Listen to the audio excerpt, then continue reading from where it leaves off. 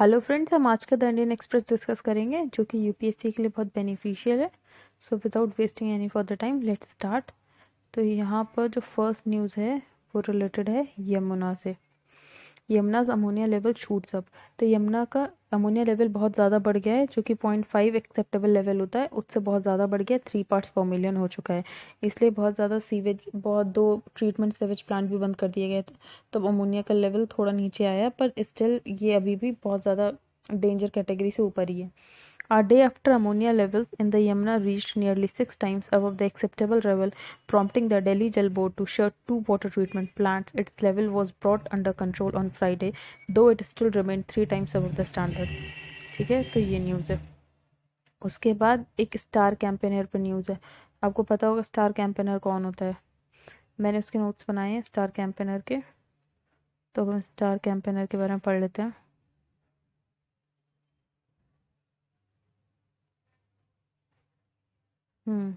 यहाँ पे star campaigner के बारे में, a recognised political party can have 40 star campaigners and an unrecognised political party can have 20। जो रिकॉग्नाइज पॉलिटिकल पार्टी होती है वो 40 स्टार कैंपेनर्स रख सकती है और unrecognised 20। List of star campaigners जो भी होते हैं वो पार्टी कम्युनिकेट कर देती है to the chief electoral officer and an election commission within a week from the date of notification of an election. जैसे ईसी ने अगर किसी को रिमूव कर दिया from the star campaigners list बार, तो उससे क्या हो सकता है, तो वो decision, no that decision will only be taken by the EC once the bar leaders reply to the show cause notice serve to them. सिर्फ ईसी डिसाइड कर सकते हैं कि उसे स्टार कैंपेनर से बार कर सकते हैं, नहीं कर सकते। However the removal from the star campaigners list does make campaigning difficult for them. This is because whichever constituency they hold their election meeting or rally at, irrespective of whether they limit themselves to general party propaganda or not, the entire expenditure of the event will be added to the account of the candidate contesting from their seats. तो अगर किसी को star campaigner से हटा दिया गया उसके बाद वो किसी जनरल चीज़ के बारे में बात कर रहा है, जनरल पार्टी प्रोपेगेंडा, तो वो जिस कॉन्स्टिट्यूंसी में उस बारे में बात कर रहा होगा उस कैंडिडेट के एक्सपेंडिचर में उसे इंक्लूड कर लिया जाएगा। तो ये स्टार कैंपेनर के ये नुकसान फ़ायदे हैं। यहाँ पर एक न्यूज़ है, conversion just for marriage unacceptable rules, Allahabad high court. तो जजमेंट दिया था एक 2014 का सुप्रीम कोर्ट का जजमेंट है, नूर जहान बेगम alias Anjali Mishra and another versus the state of UP and others along with connected cases। इसमें क्या बोला था, the court observed that conversion just for the purpose of marriage is unacceptable। और यहाँ पे और भी कहना है, conversion of religion to Islam in the present set of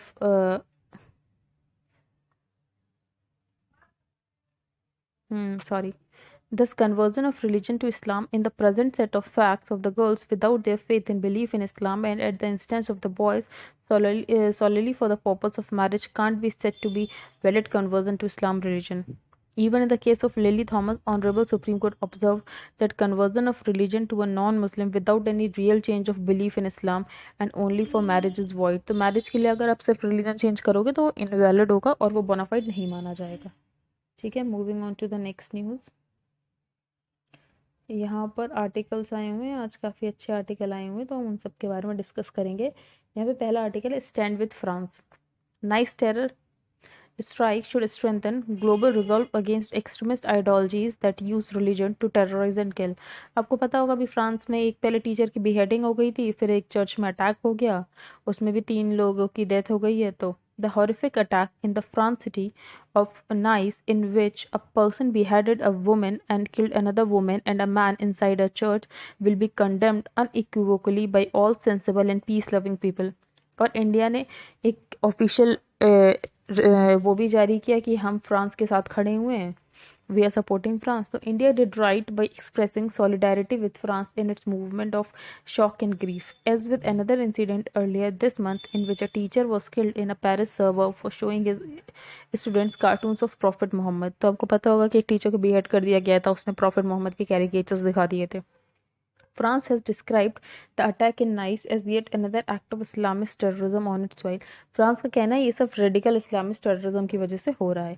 In both cases the killer appears to be a radicalized Muslim man who arrived in the country recently।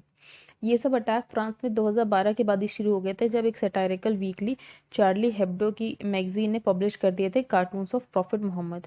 With each attack, France's sense of vulnerability to an extremist ideology that uses religion to terrorize and kill to achieve political achievements has only grown.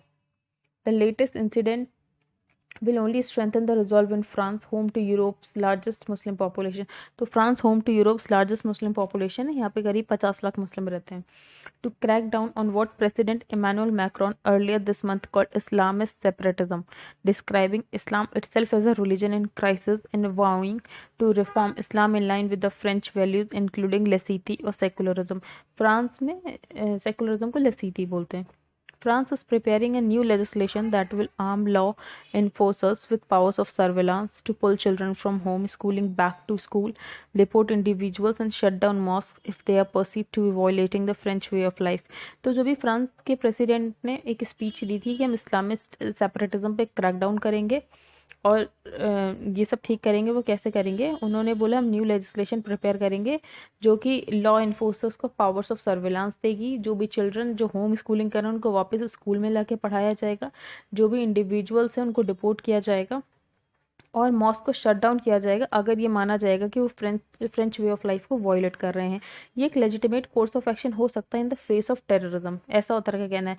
लेकिन अगर हम larger challenge देखेंगे, for France is to negotiate a way of life that can accommodate its multiculturalism with its first principles. तो author का कहना है कि France को एक ऐसा वे ऑफ लाइफ नेगोशिएट करना चाहिए जो कि मल्टीकल्चरलिज्म को अकोमोडेट कर सके with its first principle. As has been proved elsewhere in the world, holding a religion culprit for the actions of a few followers is not the wisest way forward. Author का ये कहना है कि कुछ लोगों की वजह से रिलीजन को कल्प्रिट मानना ये सबसे अच्छा तरीका तो नहीं हो सकता है. Holding the right to be offensive to others' faith as the true set of freedom diminishes the spirit of France's founding ideals, especially when it is directed at another religion and when the bulk of the followers of that religion perceive themselves to be powerless as an underclass. The concern that what happens in France does not stay in France anymore has been borne out by protests across the globe at Macron's speech. तो Macron's speech के बाद बहुत ज़्यादा globe में protest होने लग गया है. टर्की में प्रोटेस्ट हुआ है. जो मलेशिया के प्रेसिडेंट फॉर्मर प्रेसिडेंट है महाथिर मोहम्मद, उन्होंने भी बोला है कि ये रिएक्शन इसलिए हुआ क्योंकि फ्रांस के प्रेसिडेंट ने इंस्टिगेट किया था. One imagines himself to be the new leader of the Ummah, the other seems not to have got used to his retirement. तो ऑथर ने ये टर्की और उसके लिए बोला है, मलेशिया के प्राइम मिनिस्टर के लिए. Neither मलेशिया के प्रेसिडेंट के लिए, neither has conducted himself in the manner of a world leader. India is one of the few countries that has come out in support of Macron, even as he was being accused of Islamophobia, and it did so without condoning the controversial cartoons. That's the right thing to do. अब second article is still hazy. तो NCR में pollution को deal करने के लिए commission बनाई जा रही है, तो उसके बारे में आर्टिकल है. On Thursday, when Delhi's air quality dipped to its worst since January 2, the NCR got a new pollution management agency. तो ये एजेंसी जो आएगी ऑर्डिनेंस के थ्रू आ रही है. तो ऑर्डिनेंस प्रेसिडेंट इशू कर सकता है आर्टिकल 123 के अंदर 123. The center issued an ordinance to constitute a commission to cut through the smog that has been keeping its state with their capital's air with unfailing regularity for over 10 years. So the new commission has the mandate to address the chief failing of the agencies that was so far been responsible for clearing NCR's air pollution. तो author का कहना है कि इसलिए NCR की air pollution से deal नहीं हो पा रहा है क्योंकि एजेंसीज में कोऑर्डिनेशन ही नहीं है. तो अब जो 18 मेंबर बॉडी आएगी वो सेंटर, स्टेट्स और सारे स्टेक होल्डर्स को एक कोलैबोरेटिव प्लेटफॉर्म पर लाने की कोशिश करेगी. तो पेपर पे तो ये अच्छा दिखता है कि ये अच्छा स्टेप है, फोकस अटेंशन होगा एनसीआर की एयर क्वालिटी से डील करने के लिए. और जो सुप्रीम कोर्ट मैंडेटेड बॉडी है ईपीसी है, और जो सेंट्रल पोल्यूशन कंट्रोल बोर्ड है, इससे पहले वो एकदम सिलॉस में काम करती थी. और जो भी डिपार्टमेंट रिस्पॉन्सिबल थे ट्रांसपोर्ट, इंडस्ट्री, हेल्थ, वो इस क्राइसिस का ओनरशिप लेना नहीं चाहते थे. Much will however depend on the new agencies working protocols. लेकिन आगे एनसीआर का पॉल्यूशन डील होगा या नहीं होगा ये तो वर्किंग प्रोटोकॉल्स पे ही डिपेंड करेगा इस न्यू एजेंसी के. The commission will supersede all existing bodies including the CPCB as well as the state governments in matter of air pollution mitigation. तो ये कमीशन सीपीसीबी और इन सबको सुपरसीड करेगी, स्टेट पोल्यूशन कंट्रोल बॉडीज़ को, और जो EPC है उसे डिसॉल्व कर दिया जाएगा. These agencies had been constrained by a lack of enforcing capacity, क्योंकि इन एजेंसीज के पास enforcing capacity थी भी नहीं. The new commission will reportedly have more powers in its constitution and scope as well as in terms of punitive provisions. However, a growing body of reportage shows that its impracticability, insensitivity to ground realities, and not enforceability deficit that have rendered past practices such as bans and penalties ineffective. पर author का कहना है कि हाँ इसके पास power ज़्यादा होगी इस कमीशन के पास, लेकिन उसके बाद भी अगर ये टॉप डाउन अप्रोच दिख रहा है, मतलब इनसेंसिटिविटी नहीं है ग्राउंड रियलिटीज़ को लेकर, इन्फोर्सिबिलिटी डेफिसिट है, तो शायद बेंस और पेनल्टीज इनफेक्टिव ना हो. जैसा कि इस कमीशन के द्वारा बोला गया था कि 1 करोड़ का फाइन होगा और 5 साल का इम्प्रिजनमेंट होगा अगर वॉयलेट किए जाएंगे pollution control norms. The NCR pollution वो एक लाइफस्टाइल चॉइसेस की वजह से भी होता है, क्योंकि यहाँ के लोगों के पास बहुत ज़्यादा पर्सनल व्हीकल्स है, large fleet of personal vehicles, agricultural practices है जो इसके नेबरहुड की, जो कि स्टबल बर्निंग और रीजंस की जोग्राफी, ये सारे फैक्टर्स कंट्रीब्यूट करते हैं एनसीआर के पोल्यूशन के लिए. While coordination between authorities is no doubt a precondition for clearing the air, these have to be founded on policies that enable behavioral changes. तो ऑथर का कहना है हमें लोगों में behavioral changes लाने की ज़रूरत है, उससे ही हम एनसीआर के पोल्यूशन को कंट्रोल कर सकते हैं. ये article in defence of liberty, हम इसमें बस कुछ इंपॉर्टेंट पॉइंट्स पढ़ लेते हैं. No liberal should equivocate on the right to freedom of expression. President Macron was absolutely right. जैसे आपको पता होगा मैक्रॉन ने बोला था कि हम freedom of speech and expression जो हमारा प्रिंसिपल है वो एब्सोल्युटली ठीक है और वो ब्लास्फेमी से भी ऊपर आता है. तो no liberal should equivocate on the right to freedom of expression. President Macron was absolutely right to robustly defend free expression as a principle. Liberals have been too squeamish about defending freedom of expression. There is a mistaken belief in some circles that defending robust norms of freedom of expression, especially in Europe, is to license colonial impunity or expressions of cultural superiority. But every single time you compromise on freedom of expression, you set back the struggle of billions of people, including Muslims, struggling to free themselves from the yoke of oppressive blasphemy laws everywhere across the world. To put the point bluntly, the use of caricatures or writings about Muhammad as a paradigm case to limit free speech does incalculable harm to liberal freedom across the world. अब author का क्या कहना है कि अब हम किसको बोलें कि रिलीजन की वजह से है और किसको बोलें कि नहीं है. जैसे ऑथर ने यहाँ पे एक पॉइंट रखा है, politically mobilised fanatical religion has often not been safe for individual freedom. कोई भी रिलीजन हो अगर वो पॉलिटिकली मोबिलाइज्ड है और फैनेटिक है, कट्टरवादी है, तो हम उसको वैसे भी वो इंडिविजुअल फ्रीडम के लिए सही नहीं है, वेदर वो इस्लाम में हो, क्रिश्चियन में हो, बुद्धिस्ट में हो, हिंदू में हो. The idea that true religion would never incite anyone to violence is neither here nor there. The point is that people kill and behead in the name of religion. It is an interesting question what cultural power allows some incidents to be labeled as religiously motivated. जैसे इसी month में एक दलित lawyer था, उसने कुछ Brahmins के लिए कह दिया गया था और गुजरात में उसको मार डाला गया, तो क्या हम इसको रिलीजियस किलिंग नहीं बोलेंगे? तो ऑथर ने बोला है एक मूवमेंट आता है जब इंसान गॉड को प्रोटेक्ट करने लगता है तो वो इंडिविजुअल एक्सप्रेशन के लिए ठीक ही नहीं है. All kinds of forces will muddy the ideological waters around the violence in France to serve their ends. But remember, the believer who thinks they exist to protect their God and not the other way around, and those who think human beings can't handle individual liberty are both taking our humanity away from us. It is time to cut through complicated politics and defend the simple principle of liberty. तो author का कहना हमें liberty को हमेशा defend करना चाहिए और liberty बहुत इंपॉर्टेंट होती है, लिबर्टी ऑफ एक्सप्रेशन, ह्यूमैनिटी को प्रोटेक्ट करने के लिए. इन द डार्क एथ हाथरस, इसमें ऑथर ने कंडीशंस बताई है कि इंटर स्टेट इंट्रा स्टेट लोग कितना जानते हैं और यूपी में क्या क्या कंडीशंस चल रही हैं, वहाँ की स्कूल की एक कंडीशन बताई है. If teachers were allowed to display occasional flexibility to use provinces for states, जैसे आपको पता होगा हम जो स्टेट्स होते हैं उनको भी स्टेट बोलते हैं और इंडिया स्टेट को भी स्टेट बोलते हैं. तो ऑथर का कहना है कि अगर हम स्टेट्स की जगह उनको प्रोविंसेस बोलते तो बच्चों के माइंड में ज़्यादा क्लैरिटी आती. It would encourage clarity in children's mind, but it might not address the opacity that provinciality implies. No matter where you get your education, you can't avoid ignorance about life beyond your own state border. अगर author का कहना है CBSE और ICSE में तो आपको बहुत कम ही पता होता है स्टेट्स के बारे में, including your own. Socialization into a pan-Indian outlook means that you will regard state borders as little more than an administrative necessity. तो जो सीबीएसई आईसीएसई वाले बच्चे होते हैं इनके हिसाब से तो स्टेट बॉर्डर्स बस एक एडमिनिस्ट्रेटिव नेसेसिटी होते हैं. ऑन द अदर हैंड अगर आप किसी स्टेट बोर्ड में गए हो तो आपके अंदर इतना ज़्यादा डीप सेंस ऑफ बॉर्डरलीनेस भर दिया जाता है कि आप नेबरिंग स्टेट्स को बिल्कुल इग्नोर ही कर देते हो। You will socialise to see your state as your base a marker of your identity. ठीक है, तो आप अगर सीबीएसई आईसीएसई से पढ़े हो तो आपको लगता है सिर्फ एडमिनिस्ट्रेटिव नेसेसिटी, आप ज़्यादा स्टेट्स के बारे में जानते भी नहीं हो। पर अगर आप स्टेट बोर्ड से पढ़े हो तो बॉर्डरलीनेस बहुत ज़्यादा आ जाती है एक चिल्ड्रन के अंदर। Absence of knowledge and curiosity about what lies beyond the border of one's own state can't necessarily be attributed to language।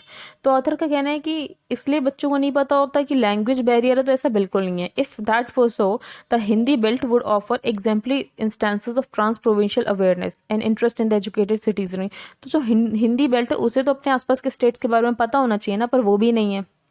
Problems may be similar, even identical, on the two sides of a provincial border, but popular preoccupations sharply differ. In a state board school, you are taught about the geography and society of your own state. In a CBSE school, you transcend provincial life altogether and focus squarely on all India tests. No wonder environmentalists hate the system of education. Their activism makes them both unique and lonely. They rightly feel that little progress can be made on ecological issues without social and political cooperation across provincial borders. तो अगर हम borders में ही अगर social और political cooperation नहीं होगा तो equal environment, हम किसी भी चीज़ में बिना कोऑपरेशन के प्रोटेक्ट कर ही नहीं सकते। जीएसटी और गूगल आने के बाद ये मान सकते हैं कि हम बॉर्डर्स थोड़े से इंटरमिंगल हुए हैं, बस उसके बाद भी बहुत ही ज़्यादा डिफरेंसेस है बाकी सारे स्टेट्स में। ये आर्टिकल है इंडो यूएस टाइज पे और इंडो पैसिफिक में क्या कर रहे हैं। द डायलॉग कम्स, जो अभी 2+2 डायलॉग हुआ था उसके बारे में ऑथर ने लिखा है, the dialogue comes at a consequential moment for our two countries as we forge ever closer ties to promote a common vision for a free and open Indo Pacific region. अब इस year हमने BECA sign किया basic exchange and cooperation agreement अभी 2+2 dialogue में। और author का क्या कहना है, हमने देखा है कि हमारी पार्टनरशिप बहुत ज़्यादा डीपन हो रही है। कैसे? We saw evidence of this deepening partnership this past July as our navies conducted a combined naval transit of the Indian Ocean. And last November as we completed our first ever tri service exercise. तो नवंबर में हमने first ever tri service exercise की थी जिसका नाम था tiger triumph. In February, President Trump and President Modi, Prime Minister Modi announced a vision for a comprehensive global strategic partnership। तो हमने एक विजन भी अनाउंस किया है किसके लिए? For the comprehensive global strategic partnership, a sign that the bilateral relationship had reached new heights। और हमने क्या क्या किया है रिसेंटली? इंडिया ने साइन किया acquisition and cross servicing agreements किसके साथ? जापान और ऑस्ट्रेलिया के साथ, लॉजिस्टिक्स को शेयर करने के लिए बिटवीन इट्स मिलिट्रीज। तो जापान और ऑस्ट्रेलिया के साथ क्या साइन किया? Cross servicing agreements. And just this month India ने अभी ऑस्ट्रेलिया को इनवाइट किया था मालाबार एक्सरसाइज के लिए, जो कि क्वाड ग्रुपिंग की है।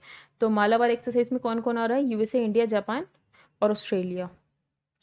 Prime minister Modi announce India's act east policy, जिसको बोला गया है SAGAR, which calls for greater Indian involvement in promoting SAGAR, जिसका फुल फॉर्म है the security and growth of all in the region. तो आप ये सब याद रख सकते हैं। अब हम नेक्स्ट आर्टिकल की तरफ मूव करते हैं। यहाँ पे एक्सप्लेन सेक्शन में आया है कि 3D मैपिंग की गई है। तो scientist create 3D atomic map of novel corona virus replication mechanism. तो जो कोरोना वायरस का SARS-CoV-2 है उसमें एक एंजाइम होता है जिसको बोलते हैं मेन प्रोटीएज, जो कि रेप्लिकेशन के लिए रिस्पॉन्सिबल होता है जैसे वो ह्यूमन सेल को इन्फेक्ट करता है। तो जैसे ही SARS-CoV-2 ह्यूमन सेल को इन्फेक्ट करता है तो जो इसमें मेन प्रोटीएज है वो रेप्लिकेशन का रिस्पॉन्सिबल होता है। For the first time scientist ने इसकी 3D मैपिंग की है that reveals the location of every atom in the molecule of its enzyme. तो इसके एंजाइम में हर मॉलिक्यूल, हर एटम की लोकेशन को वो रिवील कर रहा है। जैसे जैसे कोविड-19 केसेस सर्च कर रहे हैं तो ये हेल्पफुल हो सकता है कोरोना वायरस कैसे बिहेव करता है उसके बारे में जानने के लिए। तो मैपिंग किसने की है? ये Oak Ridge national laboratory under the US department of energy ने की है। SARS-CoV क्या होता है? SARS-CoV एक लॉन्ग चेन होती है प्रोटीन्स की। जब ये चेन ब्रोक डाउन हो जाती है इनटू स्मॉलर स्ट्रैंड, उससे क्या होता है? वायरस रिप्रोड्यूस होने लगता है जहाँ जहाँ चेन ब्रेक हुई होती है। दिस टास्क इज परफॉर्म, ये ऐसा वायरस का रेप्लिकेशन कौन करता है? Main protease. इसके स्ट्रक्चर होते हैं 2 आइडेंटिकल प्रोटीन मॉलिक्यूल्स जो कि हेल्ड टुगेदर होते हैं बाय हाइड्रोजन बॉन्ड्स। तो अगर कोई ड्रग डेवलप हो जाए जो कि इस प्रोटीज एक्टिविटी को ही इनहिबिट कर दे तो इससे वायरस रेप्लिकेट नहीं होंगे और अदर सेल्स में नहीं जाएंगे। रिसर्चर्स ने एक टेक्निक भी फाइंड की है जिसको बोलते हैं neutron crystallography. The site containing the amino acids where the protein chains are cut, तो जहाँ पे प्रोटीन चेन्स कट करेंगे, दीज एक्सपेरिमेंट्स रिवील्ड कि उससे वो इलेक्ट्रिकली चार्ज रिएक्टिव स्टेट में चला जाएगा और रेस्टिंग और न्यूट्रल स्टेट में नहीं रहेगा, जो कि पहले माना गया था कि ऐसा होगा। सेकेंड, रिसर्चर्स ने मैप किए location of each hydrogen atom in the places where drug inhibitors could bind to the protease enzyme as well as the electrical charges of the associated amino acids. The team will now use the newly obtained information to investigate the binding property of drug molecule candidates to produce improved COVID-19 therapeutics. The research is novel in several ways. It is the first time anyone has obtained a neutron structure of a coronavirus protein. तो ये पहली बार है किसी ने neutron structure of A corona virus protein की mapping की है. The researchers said it is also the first time anyone has looked at this class of protease enzymes using neutrons. तो ये इंपॉर्टेंट डिस्कवरी हो सकती है. अब हम नेक्स्ट आर्टिकल पे यहाँ पे इंडेक्स ऑफ 8 कोर इंडस्ट्रीज हैं. तो ये कौन निकालता है? ये office of economic adviser within the department for promotion of industry and internal trade, जो कि कॉमर्स मिनिस्ट्री के अंदर आता है. तो ये 8 कौन कौन सी इंडस्ट्रीज हैं? ये है coal, natural gas, crude oil, refinery product, fertilisers, steel, cement and electricity. अब यहाँ पे ये तो नहीं बताया बॉडी टेम्परेचर क्यों डिक्लाइन कर रहा है, पर हाँ एक यहाँ पे ट्राइब का नाम आया, हम देख लेते हैं. यहाँ पे Tsimane, Tsimane and indigenous population in the Bolivian Amazon. तो the Tsimane are indigenous foragers horticulturalists who inhabit a tropical environment rife with the diverse pathogens. तो आप ये याद रख सकते हैं. And thank you, have a nice day. That's it for today.